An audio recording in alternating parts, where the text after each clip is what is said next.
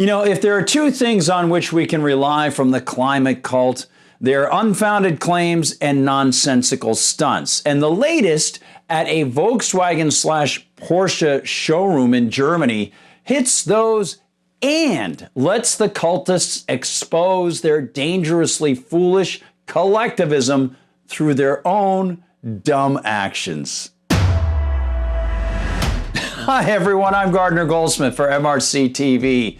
You know, with operatives like these, one wonders how it's possible for the anthropogenic climate change cult to continue its long series of data-bent, logic-defying, economics-insulting, and freedom-denying narratives in pursuit of carbon taxes, ESG, that being environmental social governance, credit scores, and mythological decarbonization that will drastically harm and already are harming in some locales the living standards of millions.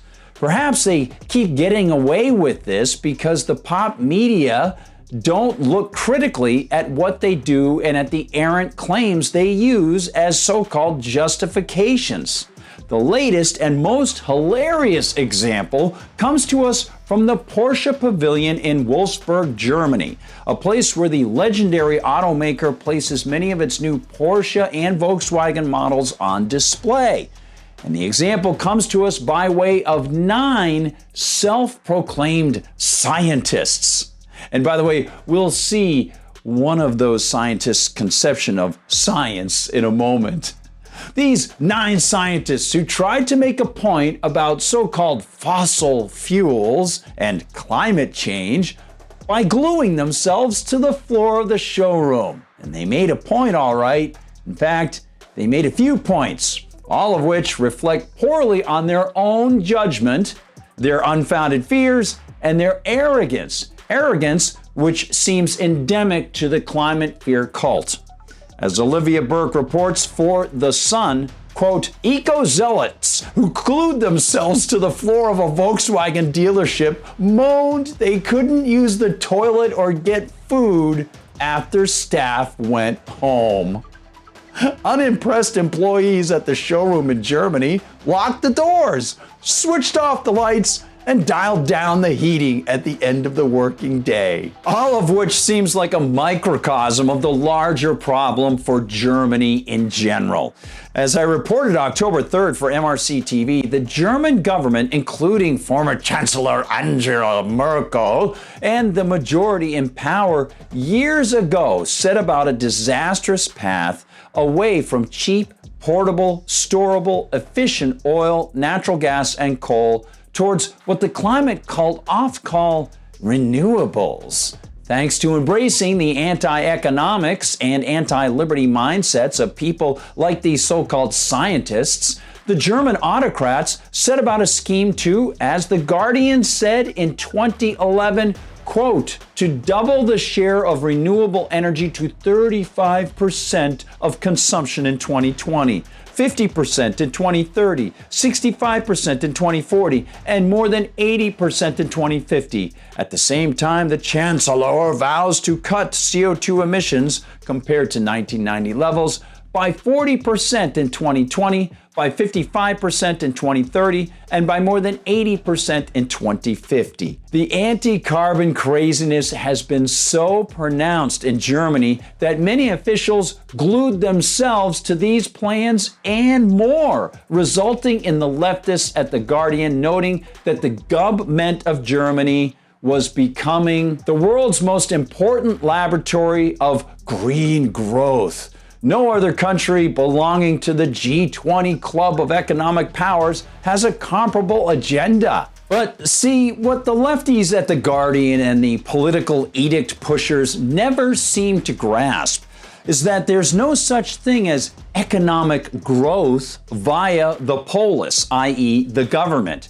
Economic growth is a function of competition, productivity, and free market valuation, allowing people to decide what betters their lives and spend their earnings or invest accordingly, according to their preferences.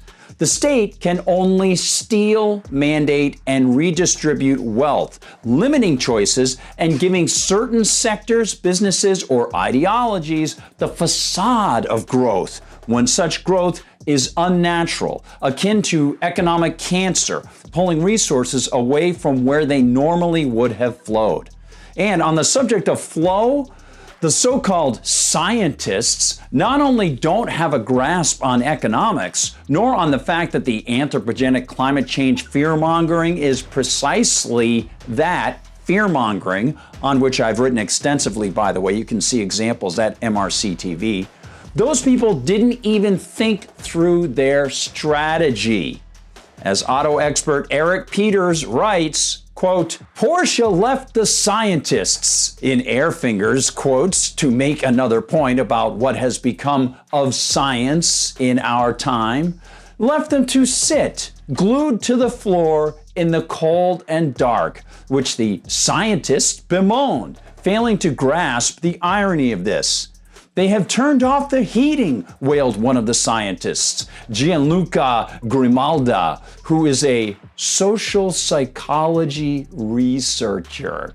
And still on the subject of flow, as their bladders filled, as the room got colder, these scientists didn't seem to understand that modern conveniences like interior heat and sanitation require energy.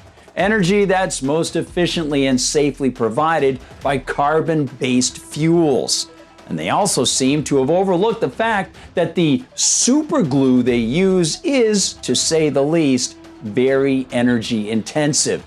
As I reported in April of this year, when a gaggle of British protesters glued themselves to buildings, quote, but did these concerned scientists consider the environmental message they were sending? After all, if they were using one of the two most popular forms of superglue, those being crazy glue and Loctite, they were using products that contain cyanoacrylate, C5N5NO2. And Chemistry is Life tells us an interesting combo of history and chemistry about that neat molecule. Dr. Harry Coover invented superglue in 1949.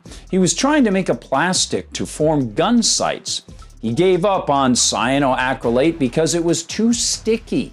In 1951, he realized cyanoacrylate's potential as a commercial adhesive.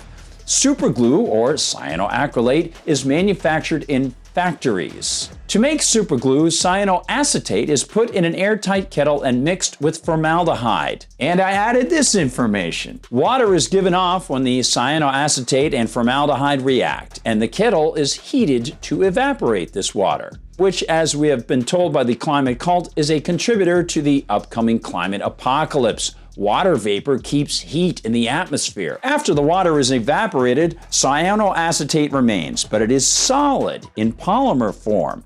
Any air in the kettle is replaced with nitrogen, because nitrogen will not polymerize the cyanoacrylate. Then the mixture is heated to over 300 degrees Fahrenheit. That requires energy, and usually something to burn that gives off, shudder to think, carbon dioxide! So the Porsche/Volkswagen protesters were advertising a product that's going to bring about climate apocalypse.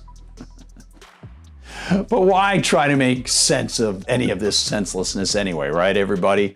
As I noted in my previous story about the dumb, centrally planned German energy and economic collapse, Germans now are so desperate for affordable energy that they're foraging for wood in forests.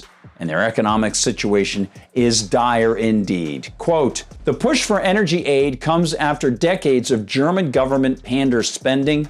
Domestic welfarism and welfare for the debt-ridden European Union have sunk it and the people who will have to pay its bond obligations into a debt crisis of 2.3 trillion euros, roughly $2.6 trillion, and nearly 70% of its total gross domestic product. And year-to-year price increases due to inflation hit 10% in September. It's so bad that the German government, which has planned to shut down all 6 of its nuclear power plants, now is changing course, everybody. So, as that room grew colder and as the lights went out, surely the concerned scientists celebrated this decrease in carbon output, right? Why not have it colder? They're saving the planet. Oh, I'm sorry. Point taken, scientists. Thank you for making it. And thank you for watching, everybody. Please like and subscribe. Remember, at Rumble, they do not censor us. So if you go there, please hit the little plus button. Please sign up, subscribe, and share the videos as well with as many people as you possibly can. Try to get that word out, because these are pretty intense times to try to get out the truth about things. The mirages in the pop media are numerous. We'll see you on YouTube as well. See you in the comments section. We'll see you at MRCTV.org. That's MRCTV.org. Check it out. Open up another tab while you have an opportunity now, if you can do so, and see all the great reports from the whole team. And while you're there, go to the MRC Store, celebrating the 35th anniversary of the Media Research Center. We'll see you on Parler. Yay, Parler. We'll see you on TikTok and Instagram and on Twitter. And on Gab, I'm at Gardner Goldsmith, and on Twitter, I'm at Gard Goldsmith. For MRC TV, I'm Gardner Goldsmith.